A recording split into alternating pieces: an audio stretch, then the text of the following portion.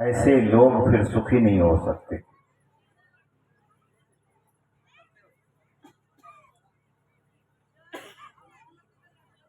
गांधारी दासी को बुलाकर और जो वो मांस का लोथड़ा था उसे टोकरी में रखवा कर कहती है कि जंगल में दूर ले जाकर फेंक दो।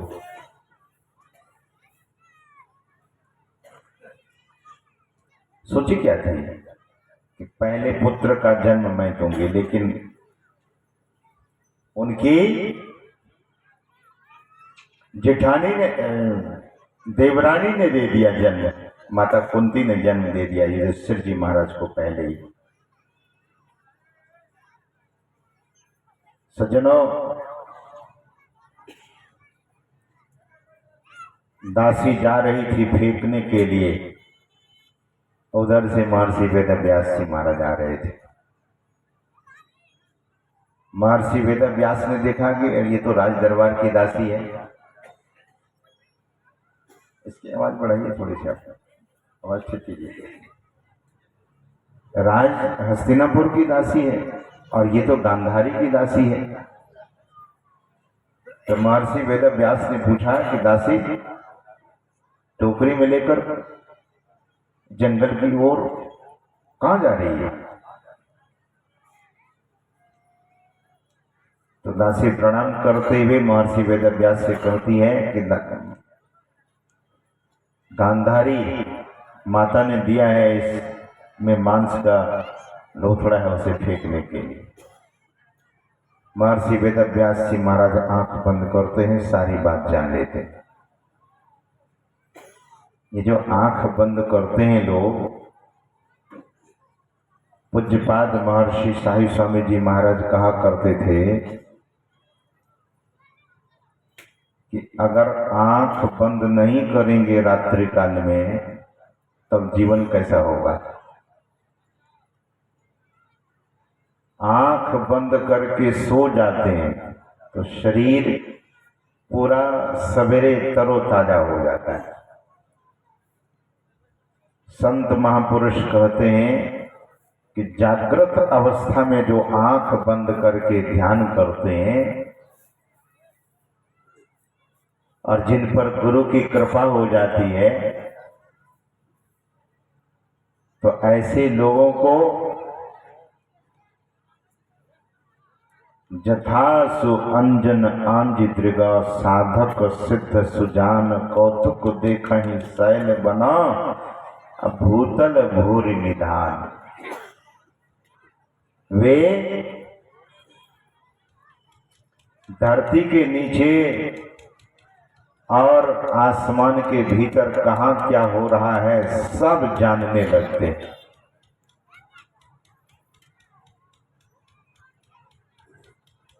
भगवान शंकर भी आंख बंद कर किए रहते, आपने देखा होगा उनकी तस्वीर में। महर्षि वेदव्यास जी महाराज आंख बंद करते हैं, सारी बात जान लेते हैं और दासी से कहते हैं कि तुम लौट जाओ, आओ मेरे पीछे पीछे। महर्षि वेदव्यास जी महाराज हस्तिनापुर पधार गए, राज दरबार में गए और राज दरबार में जाकर फिर अंतःपुर चले गए। अंतःपुर में दासियों ने, अन्य दासियों ने खबर दी कि महर्षि वेदव्यास जी महाराज आए, महर्षि वेदव्यास जी महाराज आए। सब लोग सतर्क हो गए और महर्षि वेदव्यास जी महाराज गांधारी के पास गए और गांधारी से महर्षि वेदव्यास जी महाराज पूछते हैं कि क्या तुम फेंकने के लिए भेजी थी? दासी को टोकरी में देकर क्या फेंकने के लिए भेजी थी? तो गांधारी हाथ जोड़ लेती है। प्रणाम करने के बाद गांधारी कहती है कि आपसे भूत भविष्य और वर्तमान कुछ भी छिपा हुआ नहीं है। आप तो जानते हैं, मैं पुत्र चाहती थी, ज्येष्ठ पुत्र को जन्म देना चाहती थी, लेकिन ऐसा नहीं हुआ महाराज। अब आप ही कोई कृपा कीजिए।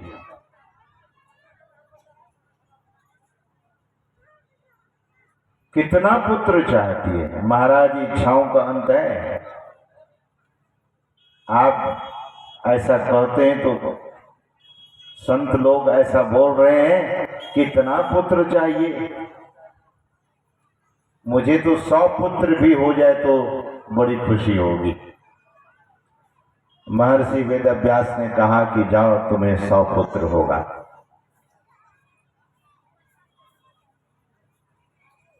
100 पुत्र। तो धृतराष्ट्र को 100 पुत्र हुए, एक पुत्री भी हुई।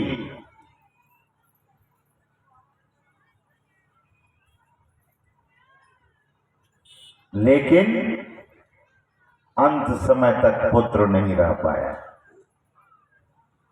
अब पुत्री विधवा हो गई। महर्षि वेदव्यास जी ने कहा, देखो, जिस मांस के टुकड़े को तुम फेंकने के लिए भेजी, 100 घड़े मंगाओ, उसमें घी भर दो, मांस का 100 टुकड़ा कर दो और सभी घड़ा में भरकर 9 महीने तक मिट्टी में गाड़ दो। 9वें महीना जब पूरा हो जाए, 10वां महीना लगे, तो पहले घड़ा को, जिस घड़ा को पहले भरेगी, उसी घड़ा को पहले खोलना। जैसे उस घड़ा को खोलेगी, उसमें से बेटा निकल आएगा। सज्जनों, इस तरह से महर्षि वेदव्यास ने कहा कि 100 घड़े में भर दो उस मांस के टुकड़े टुकड़े टुकड़े करके। ऐसा गांधारी करवाई तो अंत में छोटा सा टुकड़ा बच गया। महर्षि वेदव्यास जी महाराज के पास खबर भेजी तो बोले, तो 101वां घड़ा भी भर दो। 100 पुत्र का मैंने कहा था, चलो एक पुत्री भी होगी।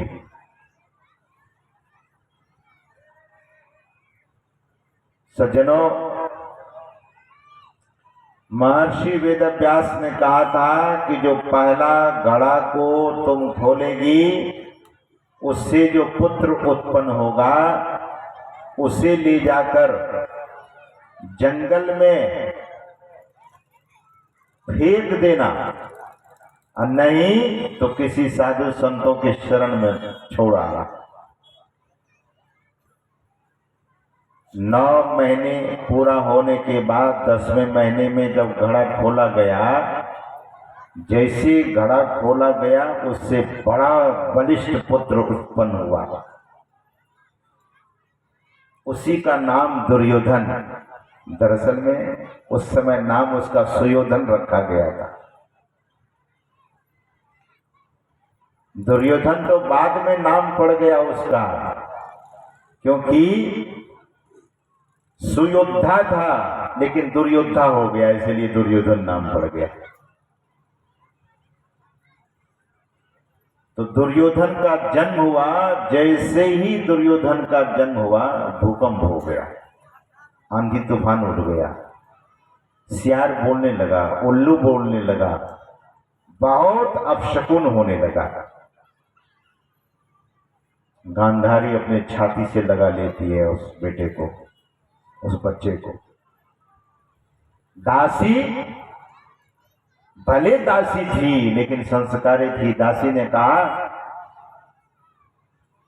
कि माताजी, गांधारी से कहा, माताजी, महर्षि वेदव्यास ने कहा था कि इस बच्चे को जंगल में किसी साधु संतों के पास छोड़ देना, तो ये काम मैं ही कर देती।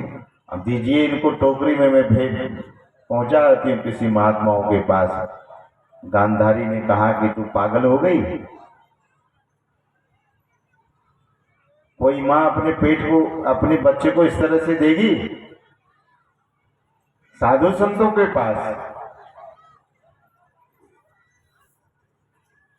बेटा डाकू हो जाए लोगों को मान्य हो जाता है, लेकिन साधु बने तो बहुत कष्ट होता है।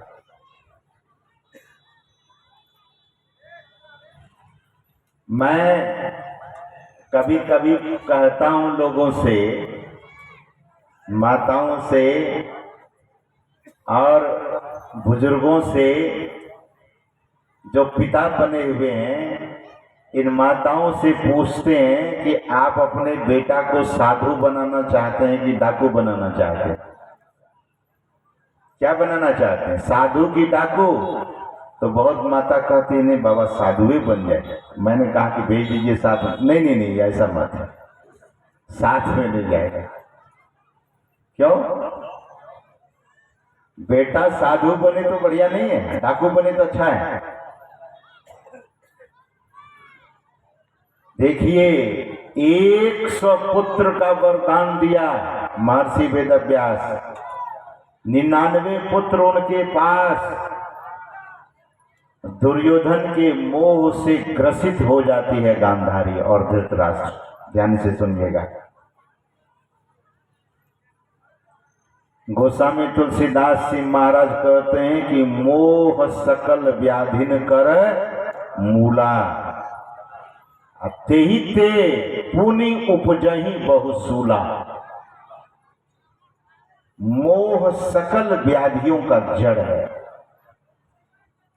जो व्यक्ति अति मोह ग्रसित है बड़ा दुखी होता है। बेटा बेटी आपका कर्तव्य है, लोगों का कर्तव्य है कि पढ़ावे लिखावे योग्य बना दे। माता पिता का इतना ही कर्तव्य है, पढ़ा दे लिखा दे और सुसंस्कार दे। मैं अभी वीरपुर से लौट रहा था तो हमारे हलेश्वर बाबू हमसे पूछते हैं कि हुजूर किस तरफ से जाएंगे आप? तो मैंने कहा नरपतगंज होकर गुजरूंगा। तो उन्होंने कहा कि मेरे घर भी चरण रख देते तो बड़ा भाग्य हो जाता। तो मैंने कहा कि ठीक है, आपका घर भी मैं चला जाऊंगा।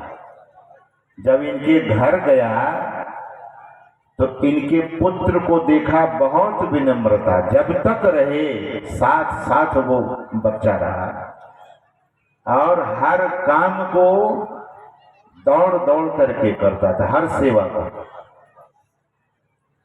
बच्चे में संस्कार दीजिए। अगर सेवा का संस्कार नहीं देंगे, विनम्रता का संस्कार नहीं देंगे, तो विनम्रता का उल्टा क्या होता है? उदंडता। बचपन से ही बच्चे को संस्कार दीजिए। हाथ में देते हैं प्लास्टिक का खिलौना खरीद करके, नहीं देख रहे हैं? अभी यहां तो कम ही देखता हूं मैं। हाथ में प्लास्टिक का खिलौना देंगे जिसमें कुछ है ही नहीं, बीमारी छोड़ करके। बच्चा को अगर बचपन से ही ऐसी वस्तु को देंगे हाथ में, अब प्लास्टिक को चाटेगा तो बनेगा को क्या? क्या बनेगा वो? और प्लास्टिक कितना खतरनाक है स्वास्थ्य के लिए। आपके घर में जब प्लास्टिक जाता है तो 1000 रोग लेकर के साथ में जाता है, लेकिन लोग समझते नहीं है। प्लास्टिक में बड़ा तो पता नहीं लोगों को हो गया है। गुरु महाराज को प्लास्टिक के फूल से सजाते हैं। गुरु महाराज के समय में ये प्लास्टिक का फूल नहीं था, सच्चा फूल से सजाया जाता था। कहीं कहीं पर हम लोगों को भी प्लास्टिक का फूल चढ़ाने लगते। हम कहते हैं भैया प्लास्टिक का फूल को मैं प्रणाम करता हूं, अपने घर में रखें। जिससे विकृति हो रही है वातावरण दूषित हो रहा है।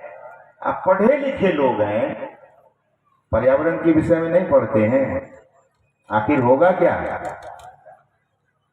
ये दुकानदार भाई को देखिएगा, सामान बेचता है, अब प्लास्टिक यहीं छोड़ करके चला जाता है, अब आपका खेत गंदा होता रहेगा। दुकानदारों को चाहिए कि वो प्लास्टिक उठा करके अपना झोला में बंद करे, कहीं ले जाके गाड़ दे। एक जगह ही गंदा होगा ना, सब जगह तो गंदा नहीं होगा। पर्यावरण से खिलवाड़ करेंगे तो प्रकृति दंड देने के लिए रुकती नहीं है। अब जहां देखिए वहीं प्लास्टिक, जहां देखिए वहीं प्लास्टिक। कपड़ा प्लास्टिक का बना दिया है, और पता नहीं इस देश के वैज्ञानिक को क्या हो गया है, उद्योगपति को क्या हो गया है, और खरीदने वाले को क्या हो गया है।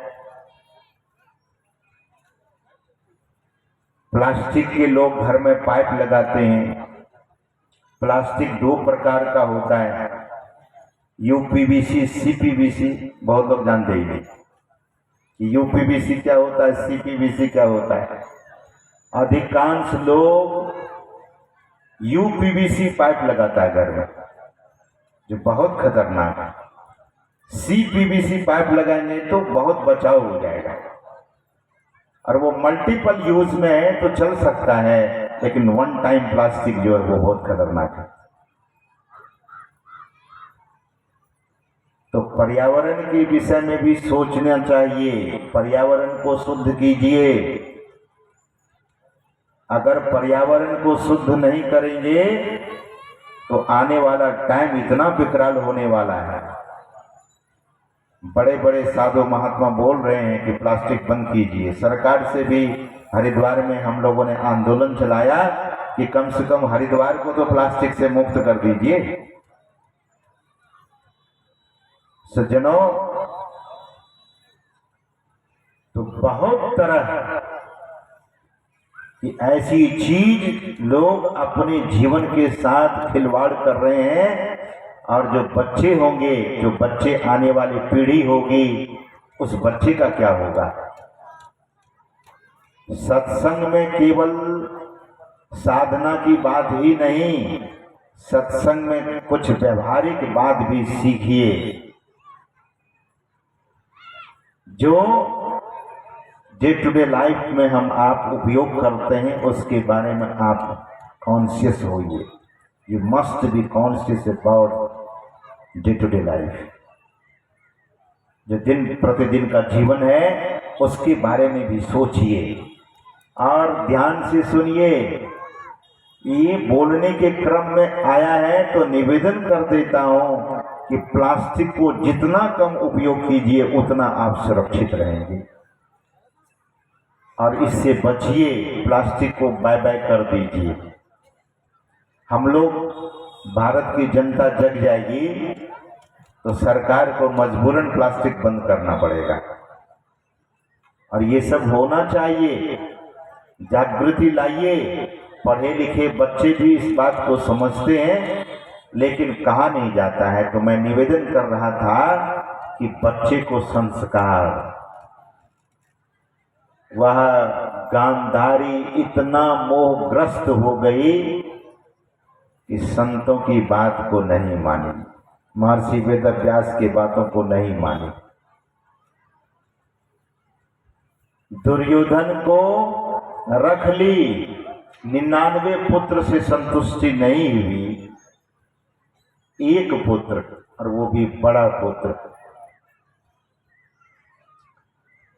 जो बहन थी जिसका नाम दुःशाला, दुर्योधन की बहन का नाम दुःशाला, बाद में जयद्रथ से ब्याही गई। जो जयद्रथ बड़ा अत्याचारी था, बहुत अनाचारी अत्याचारी था, कदाचारी था।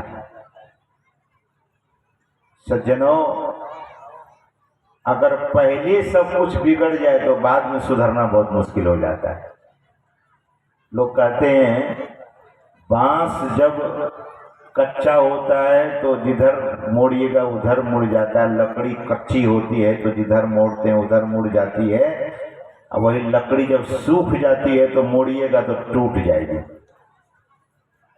संस्कार बचपन में ही, यानी कच्ची उम्र जब उम्र कच्ची है तभी संस्कार दीजिए अपने बच्चे को, सिखाइए।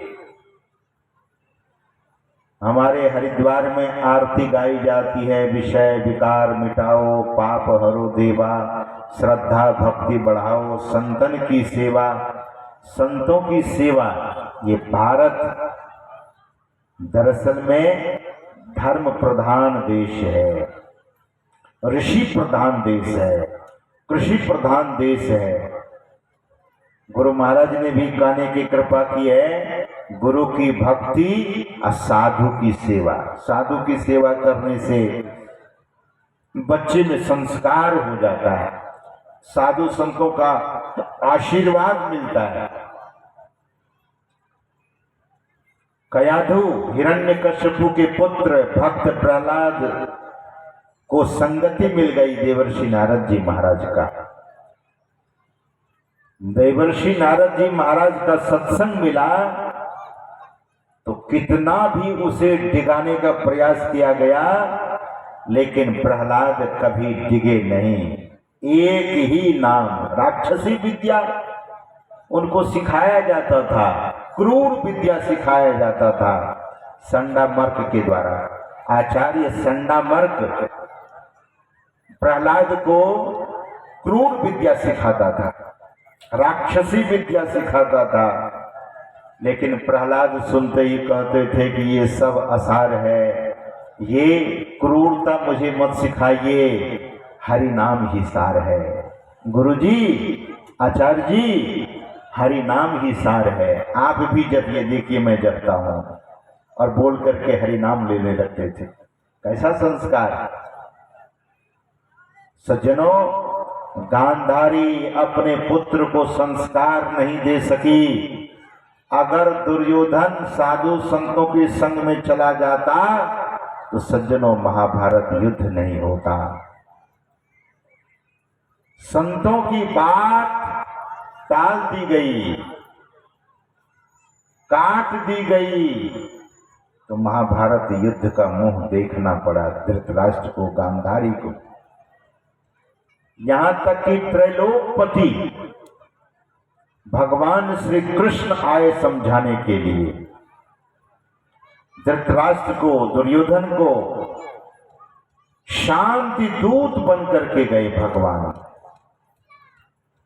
और भगवान श्री कृष्ण ने कहा कि ठीक है, सारा का सारा राज्य रख लीजिए, मात्र 5 गांव दीजिए।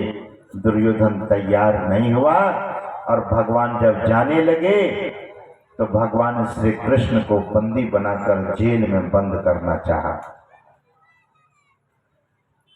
आप आकाश को बांध सकते हैं, आकाश को नहीं बांध सकते, सड़ा सकते नहीं, गला सकते नहीं, सुखा सकते नहीं।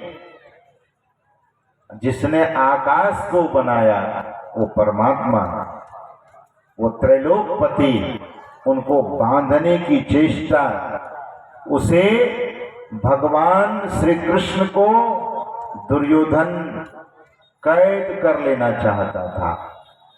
कैद करके कारागार में यानी जेल में बंद कर देना चाहता था।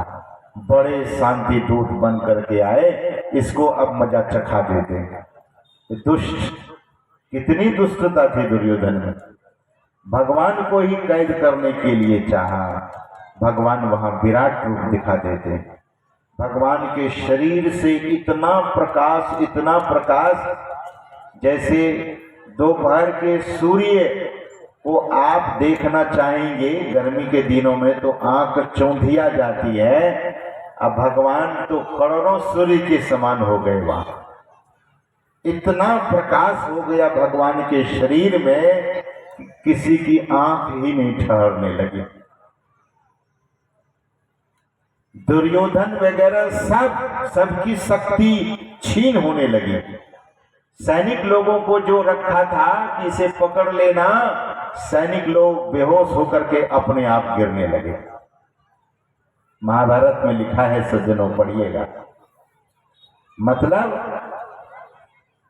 जिसे बांधा नहीं जा सकता है, जिसे कैद नहीं किया जा सकता है, जिनके जन्म होने पर बड़ा बड़ा ताला अपने खुल गया, गेट जेल के सातों दरवाजे अपने आप खुल गया, ऐसे समर्थ भगवान को दुर्योधन बांधना चाहता था, कारागार में बंद कर देना चाहता था। भगवान हाथ जोड़कर बोलने लगे थे कि मानो मेरी बात, लेकिन भगवान की बात अनसुना कर दिया, नहीं सुना। सज्जनों, जो संत और भगवंत की बात नहीं सुनता है, ऐसे लोगों को जीवन में बहुत पछताना पड़ता है। आप जानते हैं, महाभारत युद्ध हुआ और धृतराष्ट्र के एक भी पुत्र नहीं बचे और दामाद भी नहीं बचा, जयद्रथ।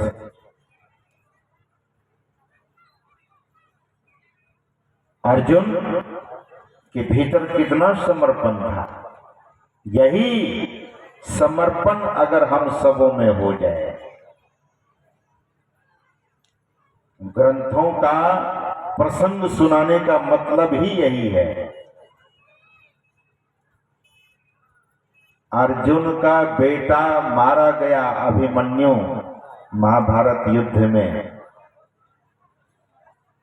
अर्जुन को बहुत दुख हुआ और बात ही बात में अर्जुन प्रतिज्ञा ले लेता है कि मेरे पुत्र को यूं तो 7 महारथी मिलकर मारा है, लेकिन जयद्रथ तांडव किया था उनके शव पर, अभिमन्यु के शव पर। यह बात जब सुनाई गई अर्जुन को, तो अर्जुन बातों ही बात में प्रतिज्ञा ले लिया कि मैं कल जयद्रथ को सूर्यास्त नहीं देखने दूंगा, सूर्यास्त के पहले ही जयद्रथ को मार दूंगा। प्रतिज्ञा ले लिया। भगवान ने कहा, अरे तुम प्रतिज्ञा क्यों ले लिया? फिर अर्जुन ने कहा, महाराज मैंने प्रतिज्ञा ले लिया, सूर्यास्त के पहले जयद्रथ को मार डालूंगा, और नहीं तो अग्नि समाधि लगाकर मैं स्वयं जलकर जीवन लीला समाप्त कर लूंगा। भगवान ने कहा, यही गड़बड़ी है इस भरतवंशियों का, तुरंत प्रतिज्ञा ले लेता है। अब प्रतिज्ञा तो ले लिया। महाभारत में भगवान अर्जुन के सारथी थे, प्रतिज्ञा लेकर खूब रोया, रोते रोते रोते सो गए। अर्जुन को नींद आ गई, अर्जुन सो गया। रात, आधी रात को भगवान श्री कृष्ण पहुंचे अर्जुन के कक्ष में, शिविर में, और भगवान श्री कृष्ण अर्जुन को उठाने लगे। उठो अर्जुन। अर्जुन उठ करके बैठा, आंख मलते मलते भगवान को प्रणाम किया और हाथ जोड़कर अर्जुन खड़ा है और कह रहा है कि इतनी गहरी नींद में मैं सोया था, आप क्यों जगाए? तो भगवान श्री कृष्ण ने कहा कि तुमने जयद्रथ को मारने की प्रतिज्ञा ले ली है, इसकी चिंता नहीं है, तुम तो चैन से सो रहे हो। तो अर्जुन ने कहा, जीवन का सब भार सौंप दिया सरकार तुम्हारे हाथों में। ये मेरे सरकार, ये मेरे केशव, ये मेरे माधव, कल मेरी प्रतिज्ञा पूरी कैसे होगी वो आप जानिए, मेरा काम था प्रतिज्ञा ले लेना। ये मेरा काम था प्रतिज्ञा ले लेना। प्रतिज्ञा पूरी कैसे होगी वो मेरे केशव जानेंगे। सज्जनों, दूसरे दिन युद्ध हुआ। जयद्रथ को इतना दूर लेकर चला गया, कर्ण इत्यादि और कौन कौन, कि जयद्रथ को अर्जुन मार नहीं सके। सूर्यास्त हो गया, दिन डूब गया। और तब भगवान श्री कृष्ण ने कहा कि अर्जुन अब देखते क्या हो, तुम्हारी प्रतिज्ञा तो गई, चिता बनाओ। चिता बनाकर अर्जुन उस पर लेट गया। सब महारथी जमा हो गए। सारे महारथी के अर्जुन अब जलेगा अग्नि में, अपने से आग लगा के मरेगा। जयद्रथ आया, ललकार रहा है, अरे तुम कहते थे, मैंने सुना है तुम कहते थे प्रतिज्ञा तो मैं भगवान के भरोसे लिया हूं, इसी को भगवान कहते हो। देखो भगवान भी खड़ा है और तुम भी चिता पर लेटा हुआ है। भगवान क्या किया? भगवान ने क्या किया तुझे बचा ये भगवान जिसको तुम भगवान कहते हो, ये भगवान बचा सके तुम्हें? भगवान श्री कृष्ण ने कहा कि तुम सोए हो और इनकी ललकार सुन रहे हो, विरासन से बैठो ना। वीर आदमी सोकर जलता नहीं है, विरासन में जलेगा। तुम विरासन में बैठो, हाथ में धनुष और बांध लो और तब अग्नि लगा दी जाएगी। अर्जुन विरासन पर चिता पर बैठ जाता है और जयद्रथ गाली पर गाली दे रहा है। गाली का बौछार लगा दिया जयद्रथ। और जयद्रथ को ये वरदान था कि जो उसके सिर को काटेगा, उसका सिर अगर धरती पर गिरेगा तो सिर काटने वाले का सर 1000 टुकड़े में फट जाएगा। जयद्रथ का सिर गिरा तो अर्जुन का भी सर फट जाएगा। भगवान श्री कृष्ण ने कहा कि अर्जुन सामने जयद्रथ है, बाण संभालो। और भगवान श्री कृष्ण क्या करते हैं? सूरज को पश्चिम में फिर से उगा देते हैं। आपने सुना होगा कि ऐसा हो जाएगा तो पश्चिम में सूर्य उगेगा, लेकिन वो बोलते भले हैं, देखे नहीं होंगे, लेकिन भगवान श्री कृष्ण क्या करते हैं? तो भगवान थे, सूरज को जो आदेश देंगे वही करेंगे ना। सूर्य तो देवता है। सज्जनों, भगवान श्री कृष्ण सूर्य का उदय करा देते हैं पश्चिम में। सूर्य को उगते हुए लोगों ने पश्चिम में नहीं देखा था, सूर्य उगाया। और भगवान श्री कृष्ण ने कहा कि ये रहा सूर्य भगवान और सामने में जयद्रथ, मारो इसे।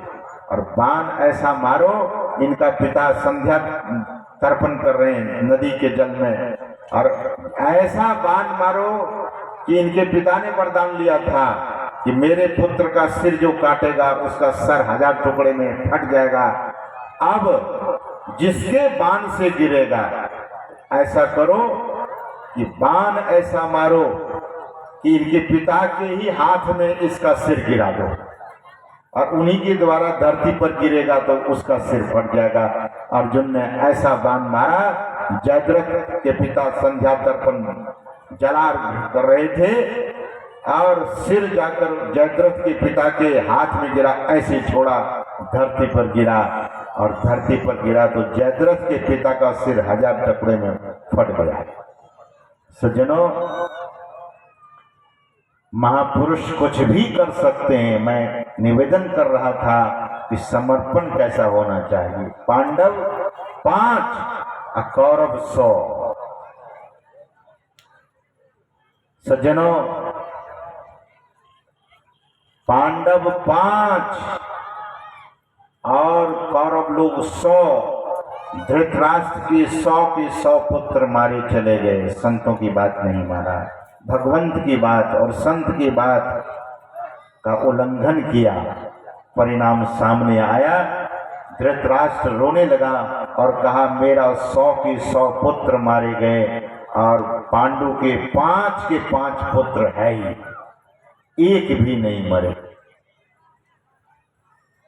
तब झूठी खुशी दिखाने लगा। जब पांडव लोग आए हस्तिनापुर तो धृतराष्ट्र झूठी खुशी दिखाने लगा और कहा कि सभी भाई को कहो मेरे गले से मिलने के लिए, मैं सबको आशीर्वाद दूंगा। अब आशीर्वाद देने की बारी है। जिसके लिए इतना कुआं खोदे, इतनी आग लगवाई, कहाँ काशी भेज दिए जलने के लिए, अब उनको आशीर्वाद देंगे? आशीर्वाद देने का एक बहाना था। सज्जनों, उनको तो भीम को मार देना था कि भीम ही मेरे सभी पुत्रों को मारे। भीम को छोड़ करके कोई मारे ही नहीं, तो बोले भीम को मैं मार डालूंगा, धृतराष्ट्र ने कहा। तो सबों को मिलने के लिए कहा मुझसे मिलो, सबको आशीर्वाद दूंगा। भगवान श्री कृष्ण तो अंतर्यामी थे, भीम का लोहे का मूर्ति बनवा दिया था पहले से। सब मिलने गए, युधिष्ठिर, अर्जुन, भीम नहीं। भगवान ने कहा कि तुम पीछे जाना, और अर्जुन मिले, नकुल मिले, सहदेव मिले। धृतराष्ट्र कहता है कि भीम कहाँ है? तब भीम ने ही उसको अपनी मूर्ति आगे कर दी, लोहे की मूर्ति, ठोस। और भीम समझकर धृतराष्ट्र इतना जोर से दबाया कि भीम की लोहे की मूर्ति चूर चूर हो गई। अब भीम होता तब क्या होता? लोहे की मूर्ति को चूर चूर कर दिया।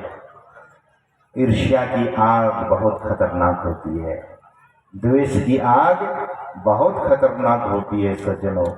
इसीलिए सद्गुरु महाराज कहते थे कि सत्संग सुनेंगे तो हम सबों के जीवन से ईर्ष्या समाप्त हो जाएगी, द्वेष समाप्त हो जाएगा।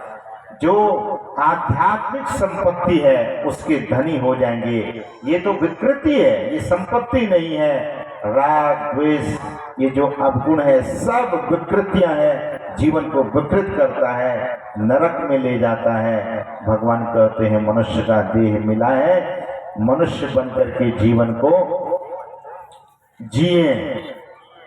मनुष्य बनकर के, मनुष्य के शरीर में रहकर राक्षस न बने। जैसे दुर्योधन था, जैसे कंस था, जैसे रावण था, मनुष्य ही था और ऊंचे ऊंचे जातियों में जन्म हुआ था।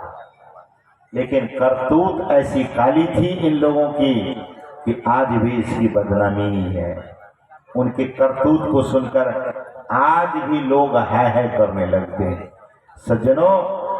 इसलिए ज्ञान बढ़े गुणवान के संगत, ध्यान बढ़े तपसी संकीने। सज्जनों, मोह बढ़े परिवार के संगत, लोभ बढ़े धन के चित दीने। बुद्धि विचार विवेक बढ़े, कभी दीन सुसज्जन संगत कीने। सज्जनों का संसर्ग, संगति से सुख उपजे। साधुओं की संगति होनी चाहिए। कुसंगति सो उपजोए, कह कबीर तह जाइए। साधु संग जहाँ होए, या सत्संग में आकर मनुष्य जीवन को समझिए। The human life is not a normal life. Human life is really a divine life. If you care this human life, then you are really intellectual. If you are not caring your human life, then you are not loving and not caring your life. If you are wasting your time, if you are wasting your life, then so many obstacles, problems, and so many horrible things is going to come in your life, and life is going to be very, very unhappy life. ये दुखद जीवन। इसलिए भगवान श्री राम कहते हैं कि हम सबों को अपने जीवन को संभाल लेना चाहिए। बड़े भाग्य से मिला है, इसलिए साधना, इसीलिए ध्यान, इसीलिए सत्संग, और इसीलिए सदाचार का पालन करना चाहिए। कदाचार को छोड़ देना चाहिए। मांस मछली अंडा, मांस मछली अंडा, इसका सेवन नहीं करना चाहिए। झूठ चोरी नशा हिंसा व्यभिचार, इसको तज देना चाहिए, त्याग देना चाहिए। This is dirtiest thing, this is the सबसे डर्टीएस्ट थिंग। इसीलिए महापुरुष कहते हैं कि इस गंदी चीजों को छोड़ देना चाहिए। जीवन सज्जनों बहुत अनमोल है, और भगवान कहते हैं बड़े भाग मानुष तन पावा, बड़े भाग्य से मनुष्य का शरीर मिला है। लेकिन इस जीवन के बागडोर को सद्गुरु के हाथों में सौंपिए। जो लोग दीक्षा ले चुके हैं वे दीक्षा लेकर अपने जीवन को धन्य और सफल कीजिए, और जो दीक्षा नहीं लिए हैं उनको दीक्षा लेकर अपने मनुष्य जीवन को सफल कर लेना चाहिए। सद्गुरु भगवान श्री राम की वाणी में हम आप सुन रहे थे क्या, करंदार सद्गुरु दृढ़नावा। भगवान कहते हैं नर्तन पाए विषय मन देही, उलटे पलटे सुधारते सठ विश्लेही, ताही कबहू भल कहाई न कोई, गुंजा ग्रह मनस परस मनि खोई। आकर 4,84,00,000 जोनि भ्रमत या जीव अविनाशी, फिरत सदा माया कर प्रेरा। काल कर्म स्वभाव गुण घेरा, कभुक करि करुणा नर देही, देत ईश बिनु हेतु सनेही। और यह जो शरीर है भवसागर को पार करने के दृढ़ करना, नर्तन भाव बारिधि कह बेड़ो, सन्मुख मरुत अनुग्रह मेरो, करंधार सद्गुरु दृढ़नावा, दुर्लभ साज सुलभ करि पावा। इस जीवन के बागडोर को सच्चे संत सद्गुरु के चरणों में समर्पित कर देना चाहिए। सज्जनों, रामनवमी के एक दिन पहले संत मत के वर्तमान आचार्य पूज्यपाद महर्षि हरनंदन परमहंस जी महाराज की आज पावन जयंती मनाई जा रही है। पूज्यपाद दिल्ली में स्वास्थ्य लाभ ले रहे हैं और महर्षि में ही कुप्पा घाट सिद्ध पीठ में भी उनकी जयंती मनाई गई। और हम आप भी अपने मन से श्रद्धा के 2 पुष्प मन ही मन अर्पण करेंगे वहीं से। और हम लोगों ने अर्पण किया और बहुत खुशी की बात है, रत्नसार के जो सज्जन लोग हैं वे बड़भागी हैं।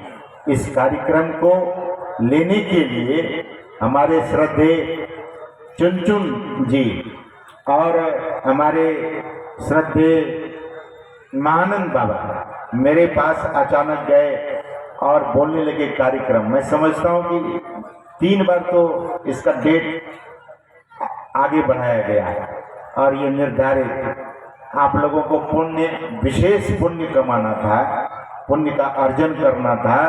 तो इस सत्संग की परिसमाप्ति, इस सत्संग कल संपन्न होगा, परिपूर्ण होगा कल। और कल राम नवमी है, भगवान श्री राम का जन्मदिन है।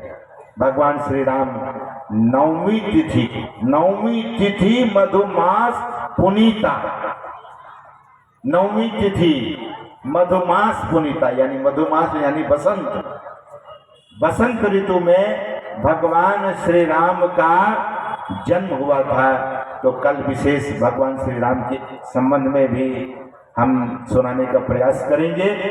और कल विशेष संख्या में आकर अगर राम नवमी के दिन सत्संग करते हैं तो बहुत सोना में सुगंध है। मैं आ रहा था बहुत सारे बाजार से, तो मैं देखा कि भगवा रंग में सारा बाजार रंग गया है। तो अपने रंग को भी भक्ति के रंग में कल रंगा लीजिए और अपने जीवन को धन और सफल कीजिए। बोलिए श्री सद्गुरु महाराज की जय। श्री सद्गुरु महाराज की जय। सट विकार जित अनघ अकामा, अचल अकिंचन सुचि सुखधामा को चरितार्थ करने वाले अंतर्राष्ट्रीय